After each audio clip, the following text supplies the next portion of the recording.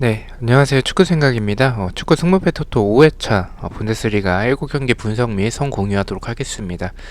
분데스리가 같은 경우에는 주중에 컷 경기가 있는 팀들이 있기 때문에 현재까지의 경기력 위주로 간단하게만 분석했다라고 생각을 해주시면 될 것 같고요. 컷 경기를 보고 나서 최종 픽에 변동되는 픽들도 있을 것 같습니다. 시작 전에 구독과 좋아요 한 번씩 부탁드리고요. 간단하게 이번 경기부터 살펴보도록 하겠습니다. 5위 레버쿠젠 대 10위 슈투트가르트의 경기고요. 레버쿠젠과 슈투트가르트 모두 주중에 컷 경기가 있습니다. 레버쿠젠은 라이프치히에게 1대0 패배, 슈투트가르트는 마인츠에게 2대0으로 승리를 했습니다. 레버쿠젠은 바움가르틴거 그리고 벤더 나디엠 선수가 결정 예정이고 1승 1무 3패로 2연패를 하고 있습니다. 슈투트가르트는 곤살로 선수가 결정 예정이고 2승 1무 2패로 원정에서 2연패를 하고 있습니다. 최근 흐름만 놓고 봤을 때는 지난 경기 승리한 슈투트가르트가 2연패 중인 레버쿠젠보다는 좋아 보이긴 합니다. 경기력을 대입을 하자면 슈투트가르트의 이런 공격에서의 전개나 템포 역습 이런 부분은 좋지만 수비적으로 불안한 점이 레버쿠젠도 수비적으로 불안하기 때문에 두 팀 다 수비적으로 불안한 부분은 비슷하다라고 생각을 합니다. 특히나 레버쿠젠은 지난 경기 정신을 못 차리는 이런 수비 를 생각을 해본다면 슈트가르트가 지금 원정에서 2연패를 하고 있긴 하지만 그래도 원정에서 좋은 모습을 보여주고 있는 이번 시즌의 슈트가르트이기 때문에 이변이 조금 생각이 나긴 합니다. 수비적으로 어쨌든 두 팀 다 좋지 않은 그런 상황이라면 공격적으로 더 좋은 팀은 저는 개인적으로 레버쿠젠으로 생각을 하고 있고요.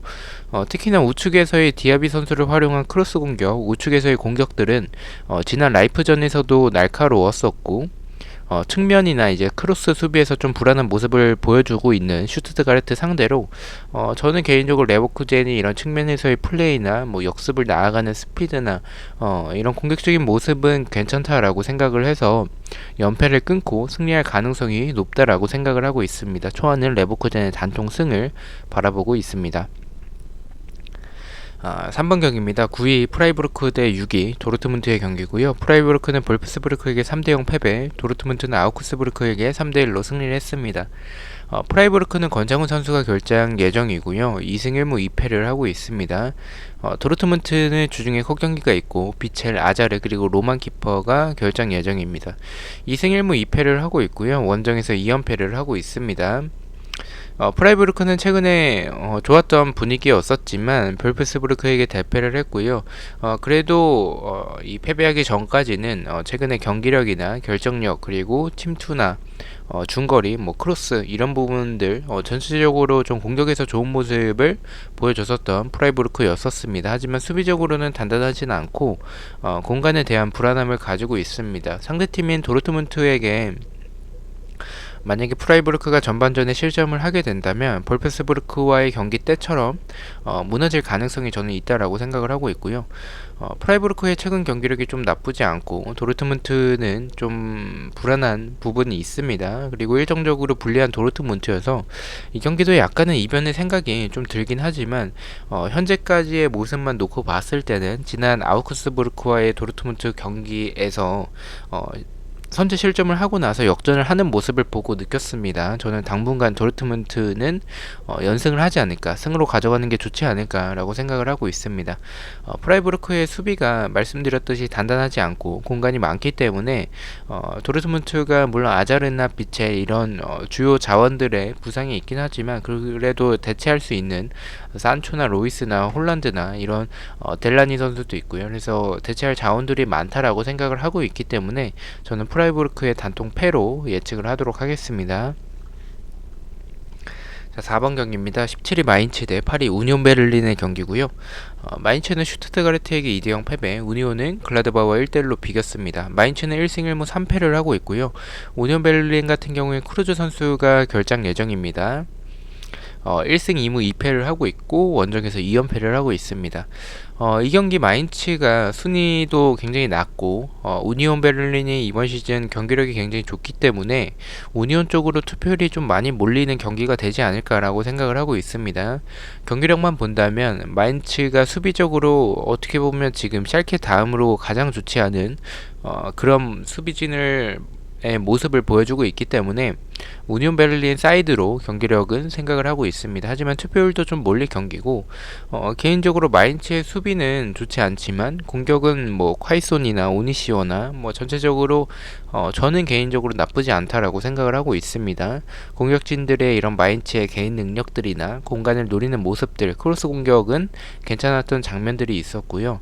최근에 우니온의 흐름도 완전히 좋다라고 볼 수는 없고 역습과 압박에서 좋은 우니온이지만 개인적으로 마인츠가 좀 수비적으로 나올 가능성이 크다라고 생각을 하고 있기 때문에 우니온 베를린이 좀 고전할 가능성도 있다라고 생각을 하고 있습니다. 여유가 있다면 무패 투픽으로 가겠지만 초안에서는 조금 이변을 보고 마인츠의 단통 무승부만 가보도록 하겠습니다. 자, 5번 경기입니다. 13위 아우크스부르크 대 3위 볼프스부르크의 경기고요. 아우크스부르크는 도르트문트에게 3대1 패배, 볼프스부르크는 프라이부르크에게 3대 0으로 승리를 했습니다.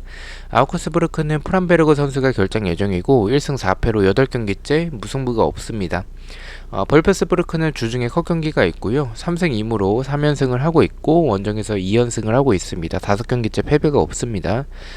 최근 전적에서도 보시다시피 아우크스부르크는 1승 4패로 굉장히 좋지 않고 볼프스부르크는 최근에 패배가 없죠. 그래서 두 팀의 데이터는 조금은 상반되는 모습을 보여주고 있고요.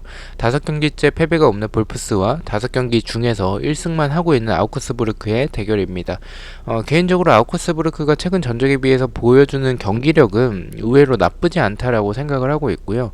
풀백에서의 오버래핑이나 이런 크로스 공격, 세트피스 이런 부분들이 준수한 아우크스부르크이고 일정적으로 주중에 컷경기가 있는 볼프스부르크보다는 유리한 모습이라고 생각을 합니다. 하지만 뭐 상대 전적에서도 볼프스부르크가 우세하고 경기력이나 흐름 모두 볼프스부르크가 좋기 때문에 저는 일단 볼프스부르크의 사이드로 생각을 하고 있긴 한데 개인적으로는 볼프스부르크의 연승 흐름이 좀 너무 길다라는 점과 체력적으로 좀 불리한 부분들 그리고 밸런스가 좋은 볼프스부르크지만 뒷공간에 대한 불안함이 있기 때문에 뭔가 느낌이 좀 이 경기에서 좀 이변이 나올 것 같다라는 생각을 가지고 있습니다. 이변이라면 무승부가 좋아 보이는 경기지만 저는 개인적으로 아우크스부르크의 승리의 가능성도 뜬금포로 승리할 가능성도 개인적으로 있다라는 생각이 좀 들어서 초안에서는 승무패로 좀 지우는 쪽으로 생각을 하고 있습니다. 아마도 최종픽에서는 컷경기까지 참고를 해야겠지만 볼프스부르크의 사이드, 아우크스부르크의 무패 쪽으로 이변을 보더라도 그렇게 가져갈 확률이 높습니다. 자, 7번 경기입니다. 7위 글라드바흐 대 14위 켈른의 경기고요. 글라드바흐는 우니온 베를린과 1대1 무승부, 켈른은 아르미니에게 3대1로 승리를 했습니다. 두 팀 다 주중에 컷경기가 있고요. 글라드바흐는 라자로 선수가 결장 예정이고 3승 2무로 홈에서 3연승을 하고 있고 6경기째 패배가 없습니다. 켈른은 안데르손 선수가 여전히 결장 예정이고 2승 1무 2패를 하고 있습니다. 저는 개인적으로 이 경기는 좀 쉽게 결정을 했습니다. 지난 경기 아르미니 상대로 대승을 하긴 했지만 켈른이 수비 과정에서의 이런 뒷공간에 대한 불안함도 있었고 측면 역시 그랬었고요. 그리고 침투 선수를 놓치는 이런 수비적인 불안한 모습들이 많았었기 때문에 이 경기는 좀 쉽게 결정을 했고요. 그리고 여전히 켈른의 공격을 봤을 때 두다나 드렉슬러 이런 선수진이나 세트피스 그리고 크로스 외에는 전혀 좀 기대가 되지 않는 모습을 보여주고 있습니다. 반면에 글라드바흐는 최근에 패배도 없고 홈에서 연승을 이어나가고 있고 흐름도 굉장히 좋습니다. 경기력도 굉장히 좋고 두 팀 다 주중에 컷경기가 있기 때문에 체력적으로도 비슷한 상황이라고 생각을 합니다. 켈른의 이런 기대가 되지 않는 공격과 불안한 수비 그리고 글라드바흐의 경기력을 생각을 해본다면 이 경기는 좀 의심을 하지 않고 글라드바흐의 단통 승을 바라보고 있습니다. 일단 글라드바흐가 홈에서 3연승을 하고 있는데 홈에서 연승이 길다라는 점 때문에 약간은 불안하다라는 생각을 가지고 있긴 합니다. 자, 10번 경기입니다. 12위 호펜하임 대 4위 프랑크푸르트의 경기고요.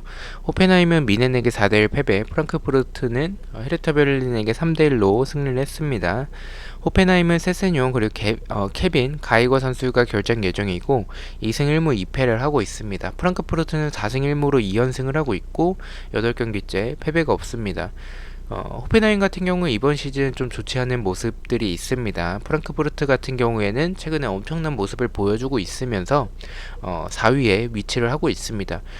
최근에 패배가 없는 프랑크푸르트고 경기력 또한 좋은 상황이기 때문에 상대 전적에서 무승부도 최근에 하지 못하고 있는 프랑크푸르트가 좀 압도적이죠. 그래서 그런 호펜하임이 프랑크 상대로 승리하기는 좀 어려운 경기라고 생각을 하고 있습니다. 프랑크푸르트의 사이드로 보고 있습니다. 다만 호펜하임의 크로스 공격은 개인적으로 여전히 좀 날카로운 모습들이 있고 결정력이 좀 좋지 않아서 그렇지 찬스는 좀 많이 만들어내는 팀이라고 생각을 하고 있습니다. 프랑크푸르트의 수비가 공격에 비해서 좀 불안한 점들이 있다라고 생각을 하고 있고요. 너무나도 좋은 분위기에 프랑크푸르트가 유리해 보이는 상황에서 이런 유리해 보이는 상황에서 이런 도깨비 팀 같은 경우에는 좀 미끄러지는 경우들이 좀 있습니다. 그래서 초안에서는 안전하게 좀 이변까지 좀 포함을 해서 무패 투픽을 바라보고 있고요. 지난 회차처럼 프랑크푸르트를 괜히 의심해서 폴더를 잘못 쓰는 것 같다라는 생각도 좀 있어서 최종픽까지 프랑크푸르트를 단통으로 갈지 아니면 무승부까지 바칠지에 대해서 고민을 하도록 하겠습니다.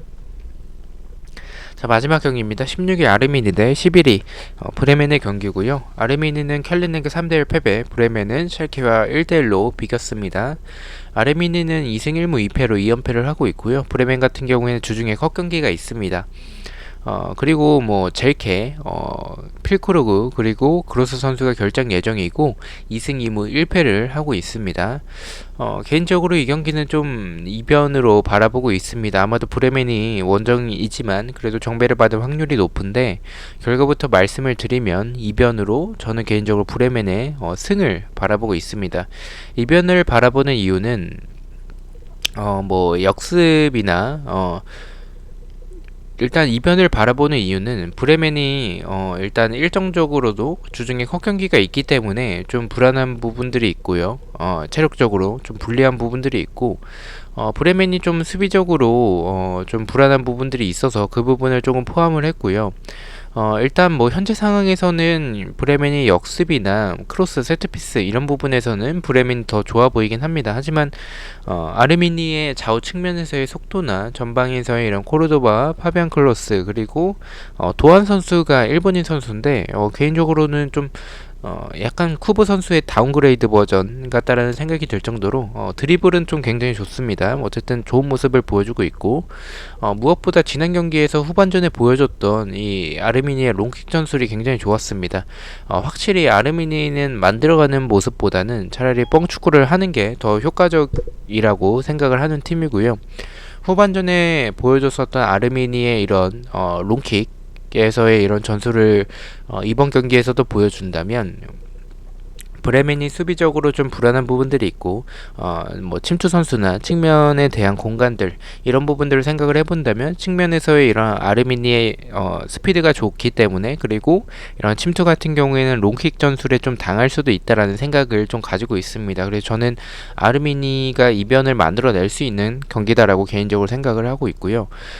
이변이라면 승과 무승부 중에서 하나를 골라야 하는데 그 승과 무승부 중에서 고민을 하고 있고요. 현재까지는 초안에서는 완전히 꺾어서 아르미니의 단독 승만 바라보고 있습니다. 도전적인 픽이기 때문에 이변을 좀 하고 체크하고 있죠. 그래서 최종픽까지 좀 고민을 해봐야 될 경기라고 생각을 하고 있고요. 그리고 브레멘의 주중 컵 경기에서의 로테이션 여부도 좀 중요해 보이는 경기입니다.